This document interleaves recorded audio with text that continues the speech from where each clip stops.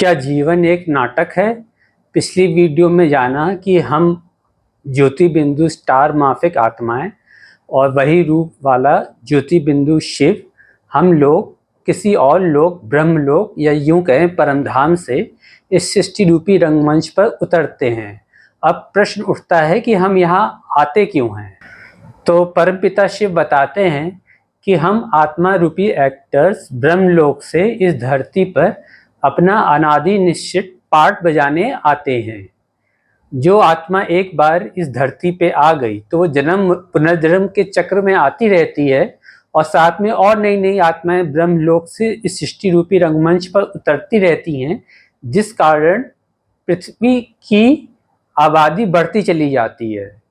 अब परमपिता शिव ने बताया है कि ये जो सृष्टि चक्र है ये 5000 वर्ष का एक ड्रामा है। इसके 4 मुख्य सीन हैं: सतयुग, त्रेता युग, द्वापर युग, कलयुग। सतयुग त्रेता युग जो होता है वहाँ पे दुनिया स्वर्ग होती है। इस दुनिया में केवल एक ही देश यानी कि भारत देश, एक ही धर्म यानी आदि सनातन देवी देवता धर्म, एक ही राज लक्ष्मी नारायण का राज और एक ही भाषा यानी हिंदी या हिंदी से मिली जुली भाषा बोली जाती है। तो सतयुग हो गया स्वर्ग और त्रेता युग को कहेंगे सेमी स्वर्ग, क्योंकि वहां पे 2 कला कम हो जाती है आत्मा की। सतयुग त्रेता में देवी देवताएं आत्मिक स्मृति वाले होते हैं। अपनी भ्रुकुटी के बस स्टार आत्मा की याद में स्थित रहने से वो नेचुरली 24 घंटा सुख शांति का अनुभव करते हैं। और जब देही अभिमानी यानी सोल कॉन्शियस हैं तो बॉडी कॉन्शियस तो हट गया, तो जब सोल कॉन्शियस हो जाते हैं तो 5 विकार काम क्रोध लोभ मोह अहंकार उन देवी देवताओं में नहीं आता, जिस कारण ये दुनिया नरक बनी है। तो ये जो 5000 वर्ष का ड्रामा मैंने आपको बताया, सतयुग त्रेता युग द्वापर युग कलयुग, तो परमपिता शिव ने बताया है कि चारों ही युगों की एज लगभग बराबर है, यानी कि 1250 वर्ष। सतयुग हो गया स्वर्ग, त्रेता युग हो गया सेमी स्वर्ग और द्वापर हो गया नरक, क्योंकि द्वापर युग में वही देवी देवता बॉडी कॉन्शियस हो जाते हैं और जिस कारण उनके अंदर 5 विकार काम क्रोध लोभ मोह अहंकार की प्रविष्टता हो जाती है। और साथ में और धर्मों की मनुष्य आत्माएं इस सृष्टि रूपी रंगमंच पर उतरती हैं।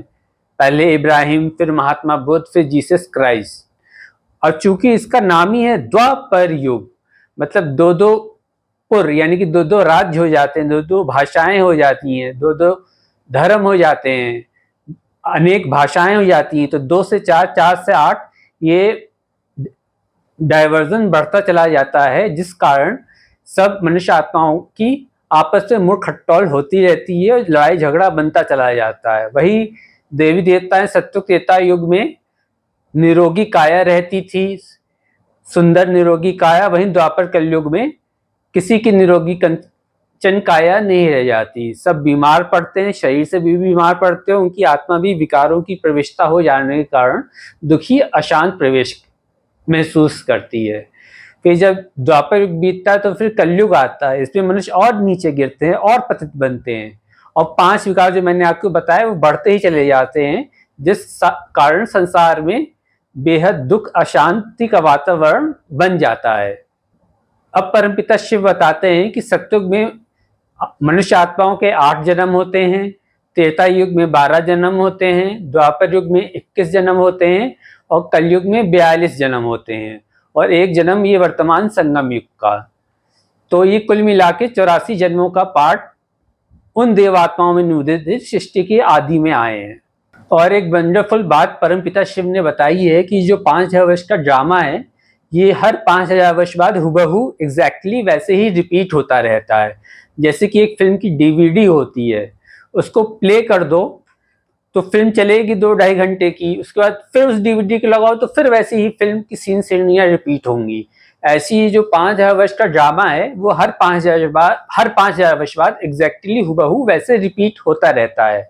यानी कि अभी हम आपसे बात कर रहे हो, आप हमें देख रहे हैं, तो 5000 साल पहले हम भी ऐसे ही इसी वातावरण में इसी बोलचाल में ऐसे ही बात कर रहे थे, ऐसे ही देख रहे थे और 5000 साल बाद फिर ऐसे ही देखेंगे।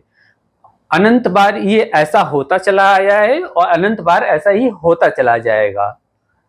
ये बात सही है कि हम इस आत्मा रूपी एक्टर्स में अपना अपना पार्ट भरा हुआ है, लेकिन हम ये भी तो देखें हम जो कर रहे हैं वही तो हो रहा है। तो अभी हम किस स्टेज पे हैं जानिए मेरे इस अगले वीडियो में।